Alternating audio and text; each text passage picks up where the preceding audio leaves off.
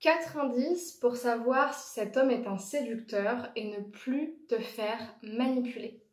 Bonjour à vous mesdames, j'espère que vous allez bien. Dans cette vidéo, je vais vous donner justement plusieurs indices pour vous permettre de voir si un homme est sérieux ou s'il essaye juste finalement d'avoir ce qu'il veut et donc d'une certaine manière de vous manipuler, de telle manière à ce que ce soit plus clair pour vous dans votre esprit les signes qui sont réellement des red flags dans cette situation d'une potentielle manipulation. Alors on entend, c'est pas une manipulation qui va être dans un but de destruction de la personne, comme on peut le voir dans les emprises psychologiques, mais plutôt une manipulation, oui, psychologique, sexuelle, pour avoir ce qu'il veut, se servir de vous, et après malheureusement, eh bien ne pas vous garder, vous jeter, et ça peut faire beaucoup de mal au niveau de l'estime de soi. Si vous ne me connaissez pas, je me présente, je m'appelle Chloé Mercart, je suis coach en amour, maître praticienne en programmation neurolinguistique et praticienne en hypnose ericksonienne, et depuis 2019, j'accompagne les femmes à trouver l'amour, à renforcer leur estime d'elles-mêmes et à se libérer de la dépendance affective. On en reparlera juste après. Avant de rentrer dans le vif du sujet, sachez qu'une formation offerte est disponible pour vous. Elle s'appelle « Incarner la femme sensationnelle, lumineuse et unique qui l'épousera ».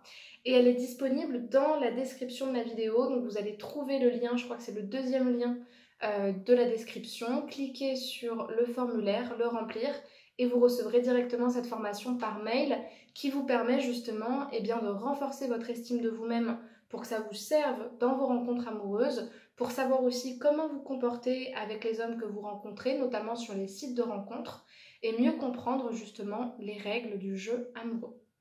Alors, pourquoi je vous ai dit tout à l'heure, on va en parler de tout ça? Eh bien, gardez cette idée de manipulation et de dépendance affective que je vais vraiment étayer à la fin en conclusion de ce sujet. Mais le premier signe qu'un homme est un séducteur et ne veut pas de sérieux avec vous, c'est ce que j'appelle la règle des 3 rendez-vous. C'est-à-dire que finalement, il va vous voir 1 fois, 2 fois, 3 fois, et à chaque fois, dès le premier rendez-vous, il va essayer d'avoir un rapprochement avec vous, quitte à vous forcer à faire des choses avec lesquelles vous n'êtes pas à l'aise, à repousser vos limites, à vouloir clairement avoir des rapports avec vous, même si c'est pas forcément consenti, c'est pas ce qu'il recherche, c'est pas important pour lui, il cherche juste à ce que les choses soient faciles. C'est vraiment le mec de soirée qui va te zouker comme s'il allait te faire un gosse, sans vraiment vérifier que c'est ok pour toi, et que justement il profite de ce petit moment de malaise social où il n'y a pas complètement pénétration, mais en même temps on n'est pas très loin, pour filer dans la faille. Et en vrai j'en rigole, mais c'est clairement de l'abus psychologique et sexuel et c'est très grave. Et on est un petit peu sur ce mécanisme là, c'est-à-dire que finalement si je vois que t'es trop bloqué ou t'es trop frigide ou finalement tu prends trop la tête, c'est-à-dire tu n'es pas soumise et tu ne fais pas ce que je veux, et bah tu n'entends plus parler de moi, parce que c'est pas quelqu'un qui va se prendre la tête, il va clairement pas braver les contraintes pour vous. Plus c'est simple, mieux c'est, et c'est surtout vous qui allez faire les choses pour lui.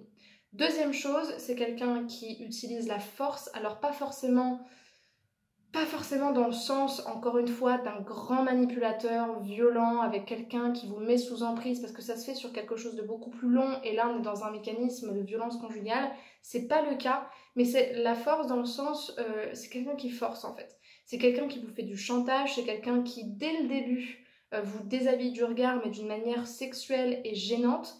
Il sexualise tout le temps la discussion, il n'y a absolument rien de sérieux dedans, et tu sens qu'il attend quelque chose de toi.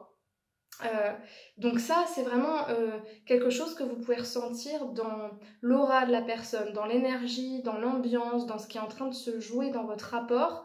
Tu sens que t'es pas à l'aise et que pour toi, entre ce qu'il dit et ce qu'il fait, bah tu te sens comme obligé d'aller sur ce pan-là, de te changer, de dire des choses qui sont pas vraiment juste pour toi, mais pour garder une forme d'attention. En fait, très vite, tu vas sentir qu'il y a un jeu de pouvoir dans cette situation, et que si tu, justement, ne courbes pas les chines, tu vas très vite le perdre, parce qu'en fait, toi, tel que tu es, il s'en fiche. Et d'une certaine manière, il te montre que t'es personne pour lui, mais que t'es suffisamment quelqu'un pour servir à quelque chose et pour être exploité. Troisième signe, c'est quelqu'un qui te dit des promesses, mais dont tu n'en vois jamais la couleur. Il veut t'emmener physiquement et psychologiquement là où il veut. Bah, en fait, ça ressemble un peu à ce que je disais plus tôt, mais il y a vraiment cet abus de pouvoir, il faut quand même comprendre qu'il se met en place parce qu'à un moment donné, il y a la carotte. Et cette carotte-là, généralement, c'est Moi, je me rappelle quand j'étais plus jeune et que j'étais victime de ce type de situation, ça peut paraître bête, mais rien que le fait de m'entendre dire, en tout cas d'entendre la personne dire on ira au resto, je t'emmènerai là, et après justement d'être complètement dans ce type d'abus, d'une certaine manière, ça engage. C'est un petit peu cette théorie de l'engagement qu'on a vue avec l'expérience de Milgram et dans d'autres expériences pour plein de raisons différentes. Là, on était plutôt sur un mécanisme social jusqu'à où on est obligé d'aller. Mais là, c'est plutôt l'engagement dans le sens, je t'ai dit quelque chose. C'est ce qu'on appelle en PNL un élément critique, c'est-à-dire un élément qui pour toi est important. Aller au restaurant égale relation sérieuse, égale je suis quelqu'un pour lui, égale il paye pour moi, donc d'une certaine manière je lui dois quelque chose. Et comme il m'a promis ça pour pas le perdre et pour être cohérente avec lui et lui donner raison, il faut que je lui donne ce qu'il a envie de me donner. C'est complètement inconscient, ça se passe en des millisecondes, c'est même pas conscient, mais il y a ça qui fait que il fait exister des promesses, il fait exister un univers, même si profondément on sait que ça n'existe pas et que c'est juste quelque chose d'inconscient, de psychologique entre nous, juste pour qu'il ait ce qu'il veuille et que moi d'une certaine manière je m'y retrouve aussi, il y a quand même ça qui fait que les abus se passent dans ce cadre-là. Et puis enfin, c'est quelqu'un au niveau émotionnel, sentimental, avec qui vous ne savez pas vraiment où vous en êtes, malgré ce qu'il dit. Vous sentez qu'il est très déconnecté en fait. Dans un couple, il y a une histoire, il y a une certaine forme de fusion, il y a une conscience d'être avec toi, de s'investir. Lui, il est complètement déconnecté. Dans la rue, il regarde ailleurs, il vous regarde vous, mais il regarde vos attributs sexuels, il vous regarde pas vraiment dans les yeux, ça l'intéresse pas. D'ailleurs, il n'écoute pas ce que vous dites. Mais vous sentez bien que tous ces éléments-là font que vous êtes complètement perdu en fait. Et c'est d'ailleurs pour ça que dans ces situations, souvent on peut passer pour des femmes collantes parce qu'on demande 15 fois la même chose, mais parce qu'on demande 15 fois l'élément critique qui nous permet d'une certaine manière de justifier ce qu'on accepte et les abus auxquels on consent sans vraiment consentir et qui font que malheureusement on est victime de cette situation. Maintenant, ce que je voulais vous dire en conclusion, c'est que pour que tout ça se mette en place, il faut une vulnérabilité psychologique et affective, et c'est souvent quelque chose qui arrive beaucoup plus aux femmes qui sont sensibles à la dépendance émotionnelle, tout simplement parce que ce n'est pas une excuse pour se laisser sacrifier, ce n'est pas une excuse, et surtout c'est quand on le répète plusieurs fois, ça peut arriver une fois de tomber dans le panneau et de ne pas comprendre, mais quand ça arrive plusieurs fois, et qu'au fond de soi, il y a une part de nous qui savait d'une certaine manière que c'était pas sérieux, ça veut pas dire que vous en êtes coupable, mais ça veut dire que d'une certaine manière, que vous le souhaitiez ou non, vous y trouvez sûrement une intention positive. Là, je me base sur mon expérience et sur celle de mes clientes, c'est pas forcément votre cas, mais d'une certaine manière, dans la dépendance émotionnelle, même si je me sens abusée dans la situation, être abusée, c'est toujours être quelque chose pour quelqu'un.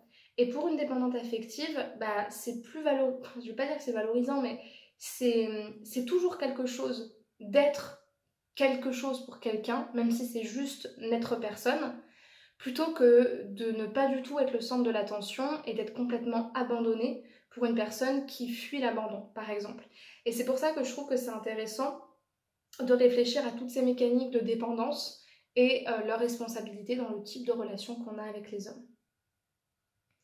Si vous sentez que vous avez besoin d'être accompagné pour justement vous libérer de la dépendance affective, justement rencontrer, manifester des relations qui sont saines pour vous, qui sont belles, qui sont vraies, et que vous savez que ce travail passe par le renforcement de l'estime de soi, mais que vous ne savez pas comment faire, un coaching, ça peut vraiment être la thérapie et la méthode d'accompagnement qui sera la plus puissante et la plus transformatrice pour vous. C'est pas le cas pour tout le monde, mais pour les personnes qui sont sensibles et qui veulent concrètement changer les choses, ça sert énormément. En tout cas, moi, j'ai eu la chance de voir de belles transformations dans les coachings que j'ai pu accompagner. Et si vous souhaitez être accompagné, je vous invite à prendre contact avec moi en cliquant sur le premier lien qui est en description de cette vidéo, en choisissant le créneau sur lequel vous souhaitez être rappelé et en remplissant le formulaire. On parlera de votre problématique, de votre objectif, et si je sens que le coaching est pertinent pour vous, à ce moment-là, je vous proposerai de réaliser une première séance. Je vous invite aussi à regarder mon site internet pour prendre connaissance de mes offres de formation et notamment du programme en ligne qui est complet pour se libérer de la dépendance émotionnelle. pour les femmes qui seraient davantage dans l'envie de suivre un programme en ligne plutôt qu'un coaching. Et dans ce cas-là, je vous conseille vraiment de regarder la page concernant le coaching Confiante, indépendante et envoûtante.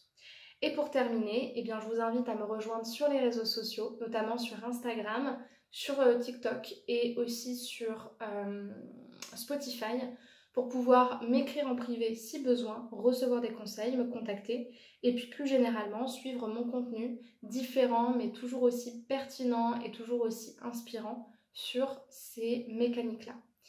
Vous pouvez liker, vous abonner à la chaîne, commenter la vidéo et la partager. En tout cas, je vous remercie pour votre attention et je vous dis à demain pour une prochaine vidéo sur les relations amoureuses. Prenez bien soin de vous et à bientôt.